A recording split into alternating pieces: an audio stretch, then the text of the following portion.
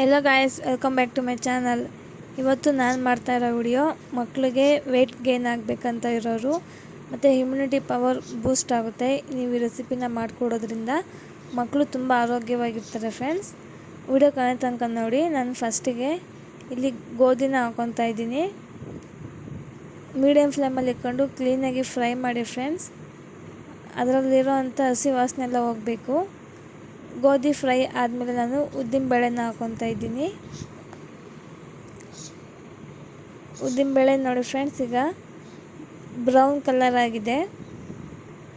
ಈ ಥರ ಫ್ರೈ ಮಾಡಬೇಕು ನೀವು. ನಾವು ಕ್ಲೀನಾಗಿ ಫ್ರೈ ಮಾಡೋದ್ರಿಂದ ಮಕ್ಕಳಿಗೆ ಒಳ್ಳೆ ಟೇಸ್ಟ್ ಕೊಡುತ್ತೆ. ಉದ್ದಿನಬೇಳೆ ಆದಮೇಲೆ ಹೆಸ್ರು ಕಾಳನ್ನ ಫ್ರೈ ಮಾಡಿದ್ದೀನಿ. ಹೆಸ್ರು ಕಾಳು ನೋಡಿ ಫ್ರೆಂಡ್ಸ್ ಯಾವ ಕಲರ್ ಆಗಿದೆ ಅಂತೇಳಿ. ಹೆಸ್ರು ಕಾಳು ಆದಮೇಲೆ ನಾವು ಕಡಲೆಕಾಳನ್ನ ಹಾಕ್ಕೊತಾ ಇದ್ದೀನಿ.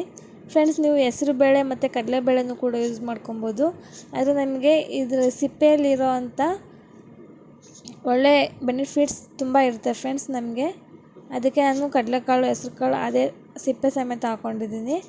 ಕಡಲೆಕಾಳು ಫ್ರೈ ಆದಮೇಲೆ ಅಕ್ಕಿನ ಹಾಕ್ಕೊಂಡಿದ್ದೀನಿ ಫ್ರೆಂಡ್ಸ್. ಅಕ್ಕಿನೂ ಅಷ್ಟೇ ಫ್ರೆಂಡ್ಸ್, ಬ್ರೌನ್ ಕಲರ್ ಆಗಬೇಕು, ಆ ಥರ ಫ್ರೈ ಮಾಡಬೇಕು. ಈಗ ಅಕ್ಕಿ ಆದಮೇಲೆ ಮೆಣಸು ಹಾಕ್ಕೊಂಡಿದ್ದೀನಿ ಫ್ರೆಂಡ್ಸ್. ನಾವು ಮೆಣಸು ಹಾಕೋದ್ರಿಂದ ಮಕ್ಕಳಿಗೆ ಕಫ ಮತ್ತು ಕೆಮ್ಮು, ಶೀತ ಆಗೋದನ್ನ ನಾವು ಅವಾಯ್ಡ್ ಮಾಡ್ಬೋದು. ಈ ರೆಸಿಪಿಯಿಂದ ನಾವು ಮಕ್ಕಳಿಗೆ ಮೆಣಸು ಕೂಡ ಸೇವಿಸ್ದಂಗೆ ಆಗುತ್ತೆ. ಮೆಣಸು ಆದಮೇಲೆ ಮೆಂತ್ಯನೂ ಹಾಕ್ಕೊಂಡಿದ್ದೀನಿ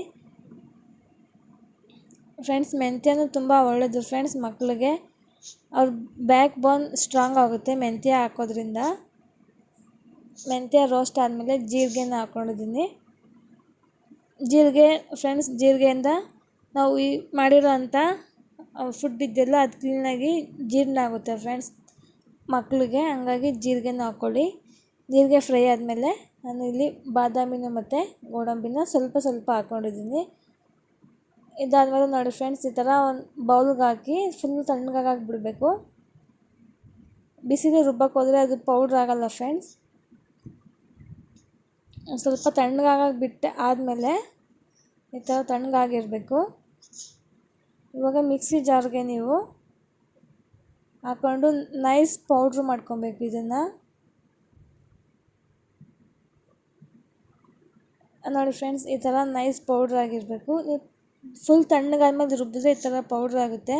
ನೀವು ಬಿಸಿದಾಗೆ ರುಬ್ಬಕ್ಕೆ ಹೋದರೆ ಅದು ಪೌಡ್ರ್ ಆಗೋಲ್ಲ ಫ್ರೆಂಡ್ಸ್. ಈಗ ನಾವು ನೆಕ್ಸ್ಟಿಗೆ, ಈಗ ಇದು ಪೌಡ್ರ್ ಆಗಿದೆ. ನೆಕ್ಸ್ಟು ನಾವು ರಾಗಿ ಹಸಿಟ್ಟನ್ನ ಹೇಗೆ ಫಿಲ್ಟ್ರ್ ಮಾಡ್ಕೊಳೋದು ಅಂತೇಳಿ ತೋರಿಸ್ತಾ ಇದ್ದೀನಿ. ಇಲ್ಲಿ ಫಸ್ಟಿಗೆ ರಾಗಿ ಹಸಿಟ್ಟನ್ನ ಈ ಥರ ಫಿಲ್ಟ್ರ್ ಮಾಡ್ಕೊಬೇಕು ಫ್ರೆಂಡ್ಸ್.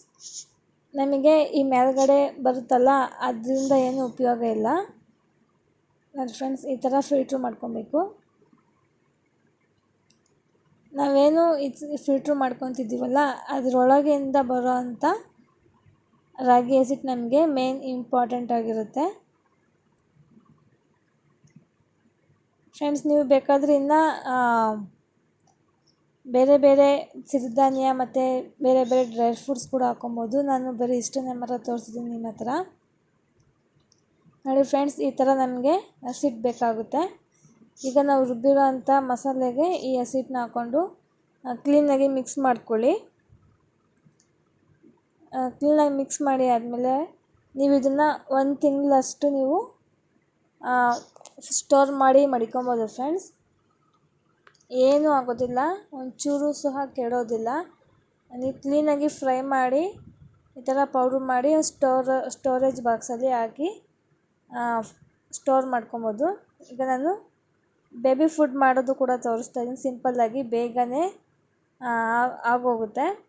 ಫಸ್ಟಿಗೆ ಬಿಸಿ ನೀರಿಗೆ ಸ್ವಲ್ಪ ಉಪ್ಪು ಹಾಕ್ಕೊಂಡು, ಉಪ್ಪು ಕರಗಿದ್ಮೇಲೆ ನಾವೇನು ಹಸಿಟ್ಟು ಮಾಡಿರ್ತೀವಲ್ಲ ಅದು ಹಾಕ್ಕೊಂಡು ಗಂಟು ಹಿಡ್ದಲೇ ಥರ ನಾವು ಮಿಕ್ಸ್ ಮಾಡ್ಕೊಬೇಕು. ಈಗ ಫುಲ್ಲು ಲೋ ಫ್ಲೇಮಲ್ಲಿ ಇಟ್ಕೊಂಡು ಈ ಥರ ತಿರುಗಿಸ್ತಾ ಇರಬೇಕು ಫ್ರೆಂಡ್ಸ್. ಅಂದರೆ ಅದು ಗಂಟು ಆಗಿಬಿಡುತ್ತೆ. ಲಾಸ್ಟಿಗೆ ಈ ಥರ ಆಗುತ್ತೆ ಫ್ರೆಂಡ್ಸ್. ಅದು ಫುಲ್ಲು ಕ್ಲೀನಾಗಿ ಬೆಂದಾಗಿದೆ. ಅದು ನಿಮಗೆ ಗೊತ್ತಾಗುತ್ತೆ ಅದು ಬೆಂದಿರೋದು. ತಳ ಎಷ್ಟು ಚೆನ್ನಾಗಿ ಬಿಡ್ತದೆ ನೋಡಿ ಅದರೊಳಗೆ. ನೋಡಿ ಫ್ರೆಂಡ್ಸ್, ಈ ಥರ ತಳ ಬಿಡಬೇಕು, ಆವಾಗ ಅದು ಕ್ಲೀನಾಗಿ ಆಗಿದೆ ಅಂತೇಳಿ. ಒಂದು ಪ್ಲೇಟಿಗೆ ಹಾಕ್ಕೊಂಡು ತುಪ್ಪ ಹಾಕ್ಕೊಂಡು ನೀವು ಮಕ್ಕಳಿಗೆ ಕೊಡ್ಬೋದು. ಇದರಿಂದ ಮಕ್ಕಳು ತುಂಬ ಆರೋಗ್ಯವಾಗಿರ್ತಾರೆ, ತುಂಬ ಸ್ಟ್ರೆಂತಿ ಆಗಿರ್ತಾರೆ ಫ್ರೆಂಡ್ಸ್ ವಿಡಿಯೋ ಇಷ್ಟ ಆಗಿದೆ ಪ್ಲೀಸ್ ಲೈಕ್ ಮಾಡಿ, ಶೇರ್ ಮಾಡಿ, ಕಮೆಂಟ್ ಮಾಡಿ, ಸಬ್ಸ್ಕ್ರೈಬ್ ಮಾಡಿಕೊಂಡು ಸಪೋರ್ಟ್ ಮಾಡಿ ಫ್ರೆಂಡ್ಸ್.